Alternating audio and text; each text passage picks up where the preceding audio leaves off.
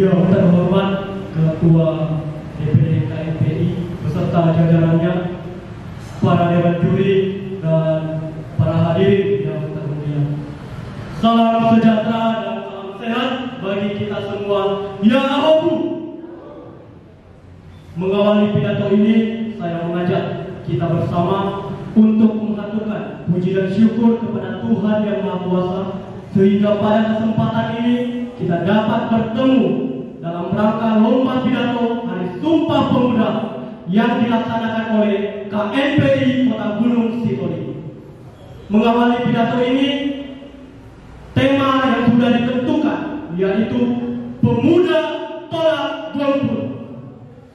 Sebagaimana kita ketahui bersama, bulan Desember 2020 bangsa Indonesia akan melaksanakan pesta demokrasi, yakni pemilihan kepala daerah di seluruh Indonesia secara langsung, khususnya di Kepulauan Riau. Salah satu unsur suksesnya pelaksanaan demokrasi tersebut adalah tingkat partisipasi masyarakat pemilu.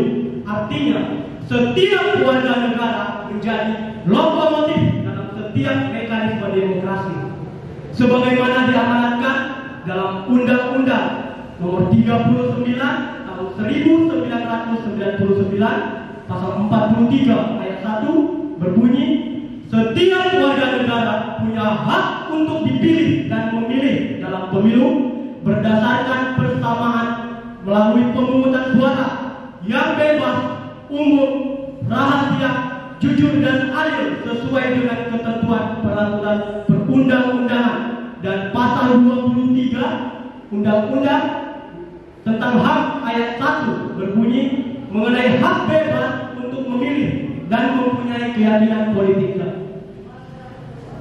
Seperti data yang diterbitkan oleh KPU Pusat bahwa pelaksanaan pemilu 2019, tingkat partisipasi pemilih baik Pilpres maupun Pileg mengalami peningkatan yang drastis. Untuk Pilpres mencapai 81,97% dan untuk Pileg mencapai 81,69%. Namun terdapat catatan yang dirilis oleh lembaga survei bahwa terdapat 19,24% yang tercatat sebagai golongan golput yang tidak menggunakan hak pilihnya. Terkait dengan tema yaitu pemuda tolak golput, kita adalah pemuda, kita adalah generasi penerus bangsa, dan kita punya hak untuk memilih apa yang terbaik di kemudian hari. Seperti yang tertulis dalam Undang-Undang Nomor 40 Tahun 2009, dikatakan bahwa kepemudaan adalah tempat untuk memperkuat posisi dan kesempatan untuk mengembangkan potensi, kapasitas, aktualisasi diri dan cita-cita. Jadi pada kesempatan ini saya mengajak kepada setiap warga negara untuk senantiasa berpartisipasi aktif dalam setiap tahapan proses demokrasi yang berlangsung. Golput dapat dilakukan dengan berbagai bentuk. Di sini saya mengambil contoh salah satunya, yaitu tidak datang ke tempat pemungutan suara dan atau mencoblos pada surat suara yang tidak sesuai dengan ketentuan berlaku, sehingga mengakibatkan kertas suara menjadi tidak sah. Tindakan golput dapat dilakukan dengan berbagai bentuk. Golput sendiri merupakan